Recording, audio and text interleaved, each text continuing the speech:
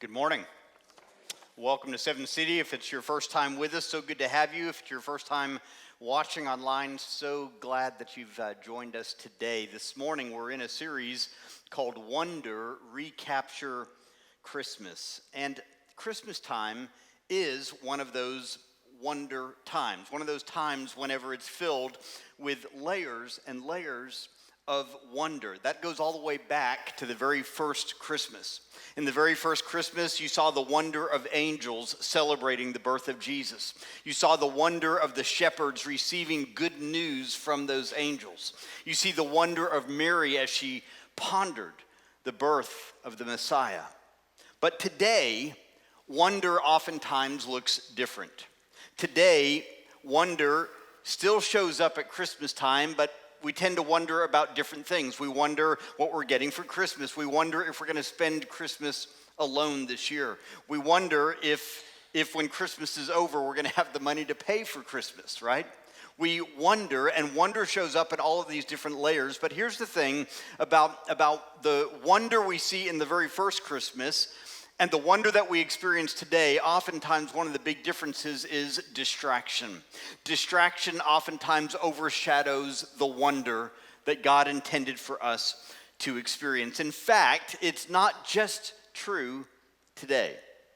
If you go back to the very first Christmas, you recognize that even then there were distractions at play that look an awful lot like the distractions we experience today. In fact, I would call those distractions the enemies of wonder. And this morning, I want to take a few moments and talk about that. I want to share with you three enemies of wonder, three things that like to distract us, like to get in the way of really capturing the wonder of what Christmas is truly all about.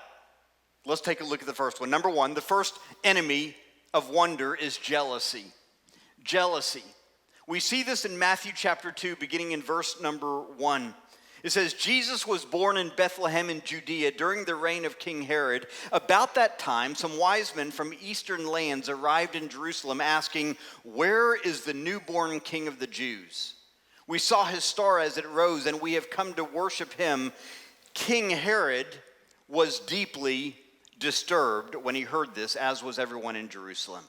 Now, why would King Herod be disturbed about the birth of Jesus? Why would he be disturbed about the coming of the Messiah? He was disturbed because Herod had a fatal flaw in his life. In fact, if you follow his leadership, you discover Herod had a fatal flaw that stretched over years of his leadership as king. And that fatal flaw was jealousy, because Herod was insecure. Herod was paranoid, and the thing that he was most insecure about, the thing he was most paranoid about, was losing his power. He was paranoid about losing his power, so the birth of King Jesus was a threat to King Herod. That is why he was deeply disturbed. But the verse doesn't end there. Verse 3, look again, it says, King Herod was deeply disturbed when he heard this, as was everyone in Jerusalem. Now, why would everybody in Jerusalem be disturbed about the birth of Jesus? Why would everyone be disturbed? They were disturbed not so much about the birth of Jesus, they were disturbed about Herod's response. Because again, Herod's response came with history. What was the history of his response anytime there was a rival to his power? Anytime he suspected, even if it wasn't true, anytime Herod suspected a rival to his power, he went off the deep end. He did this so much so that he even killed people if he thought they might be a rival to his power. He even killed his wife. He killed his mother-in-law. He even killed 3 of his sons because he thought they were a rival to his power. In fact, check this out. Herod was so paranoid that whenever he was 70 years old, he ordered that the moment he would die, that every distinguished citizen of Jerusalem would be put to death. People that he had rounded up and imprisoned, he ordered that they would be put to death the moment he died. In fact, that wasn't enough. Upon his death, he ordered that the oldest child in every home would also be put to death the moment he died. Why? So that there would not be celebration over his death, but rather there would be weeping And he knew if every child was put to death, there would be weeping. That's why Roman Emperor Augustus once said, "It is better to be Herod's pig than his son." So everyone in Jerusalem was disturbed, and for good reason. So after Herod finds out that the Messiah is supposed to be born in Bethlehem, this is what he says to the wise men. He says, "Go to Bethlehem and search carefully for the child, and when you find him, come back and tell me so that I can go and worship him too." Now, obviously, Herod's desire was not to worship the newborn king. He wanted to kill the newborn king, and this is his way of getting there. You see, here's what's happening. Herod's jealousy caused him to view the gift of God as a threat from God. The gift of God to him was a threat from God. And the same thing can happen in our own lives if we don't deal with jealousy. And let's just be honest, jealousy shows up at Christmas time perhaps more than any other time of the year.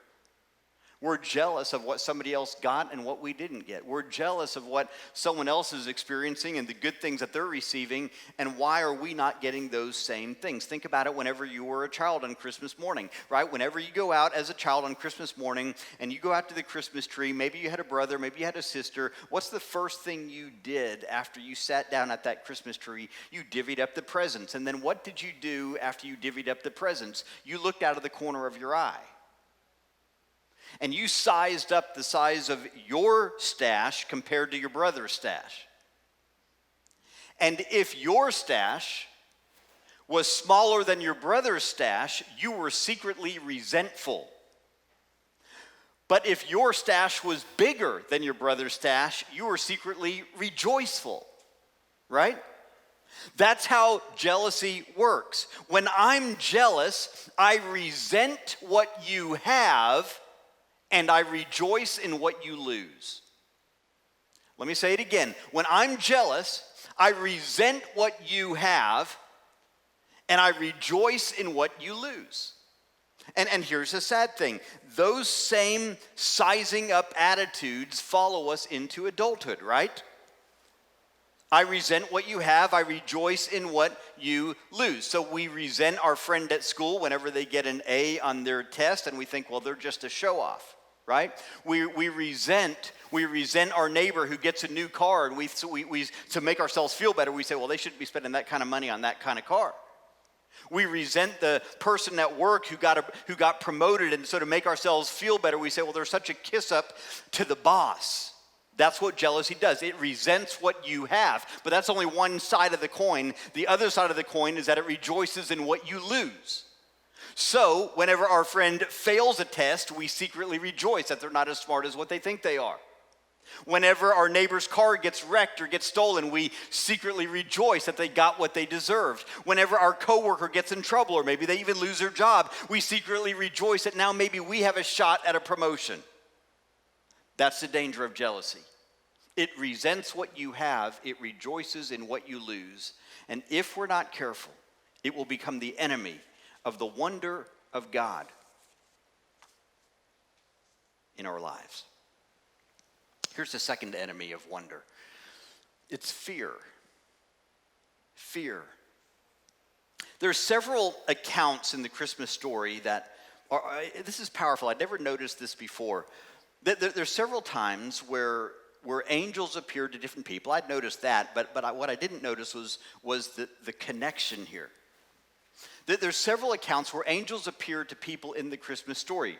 They appeared to Zechariah, they appeared to Mary, to the shepherds, to Joseph, and every time an angel appeared, there was a common response. See, here's what you got to understand about angels. The word angel actually means messenger. So when an angel would show up, they always showed up with a message to give to the person that they showed up to. It was a message from God, and they'd shown up to this person to deliver that message. But every time an angel showed up, they always had to say something before they could deliver the message. They always had to say 3 words. Don't be afraid. Don't be afraid. Now, I'm going to guess if an angel showed up to you tonight while you were laying in bed, you'd wet the bed, right? You'd be afraid, right? You'd be scared because here's this angel, and you're like, oh my gosh, who are you and where are you? Oh my, what is going on? You'd be freaked out. Every single time an angel appears in the Christmas story, they've always got to start with this same phrase. Hey, listen, don't be afraid. I know you're freaked out. I know I'm really big. I know I'm kind of glowing right now, right? Don't be afraid. And then after they would say, don't be afraid, then they would deliver the message that God had sent them to deliver.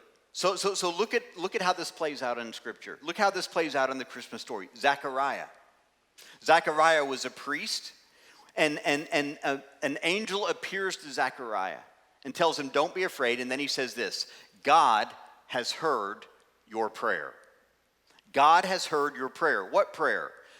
Zechariah and his wife Elizabeth had prayed for years to have a baby. But Scripture tells us that Elizabeth was barren. She couldn't have children. And so in that day, if you couldn't have children, like it was considered a disgrace. And so here she is, she's barren, and this heart desire for a child is just overwhelmed her, and she's struggling with it, and she's wrestling, and they've prayed, and they've prayed, and they've prayed, and they've prayed, and this angel shows up and says, hey, Zechariah, don't be afraid. God's heard your prayer. And then he told him, you're going to have a child, and his name is going to be John. He grew up to be what we know as John the Baptist. And then there's Mary.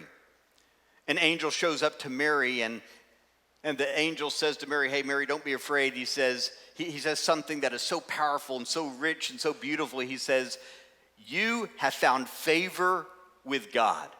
How many of you would like God to show up, and an angel show up and say that to you? Hey, you have found favor with God. It's almost like, dude, I am God's favorite, right? You're losers. I'm the favorite one. I'm the chosen one.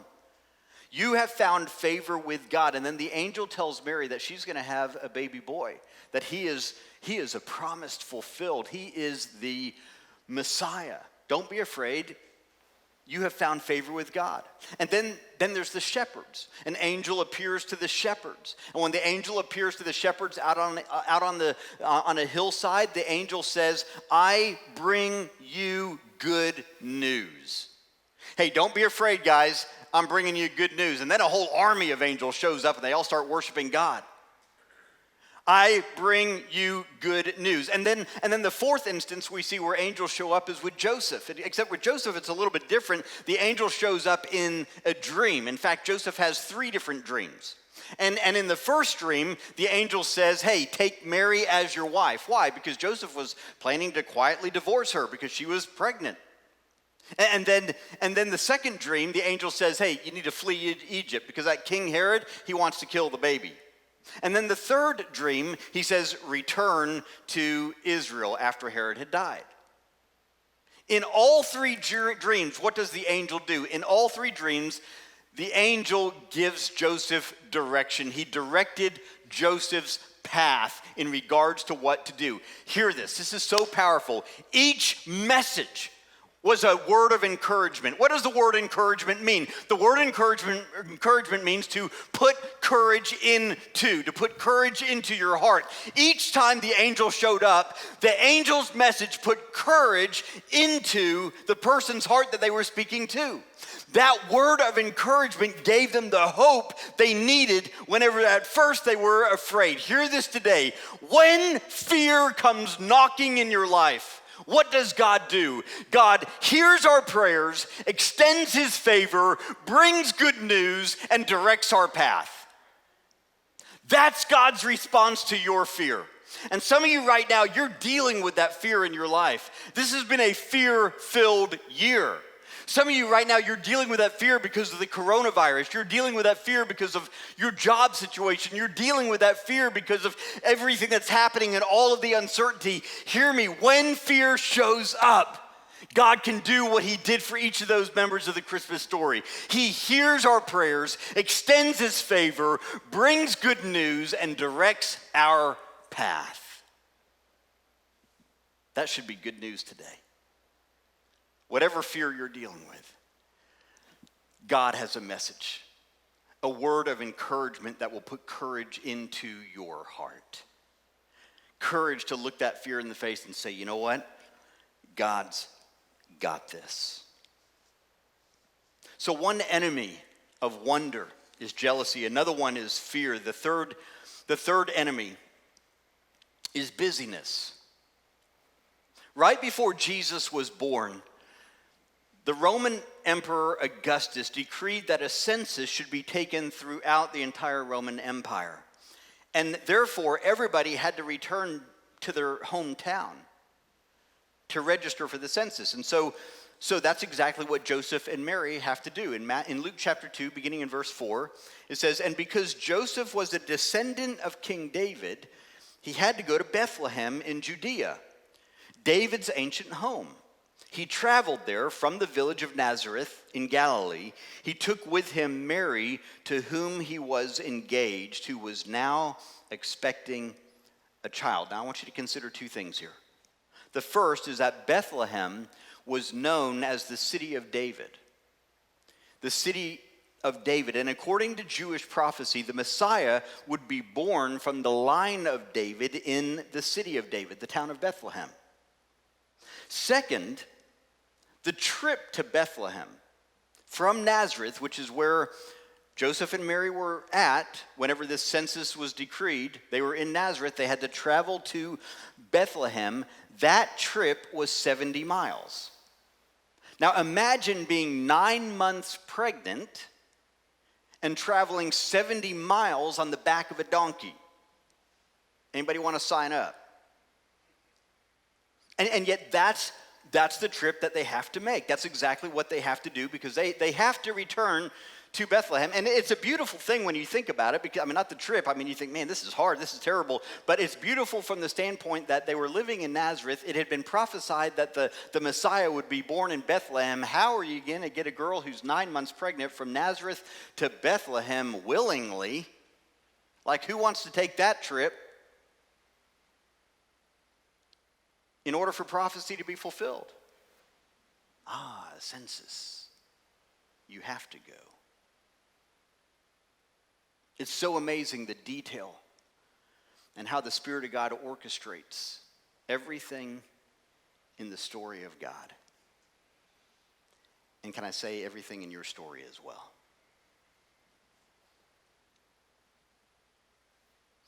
Verse 6 continues.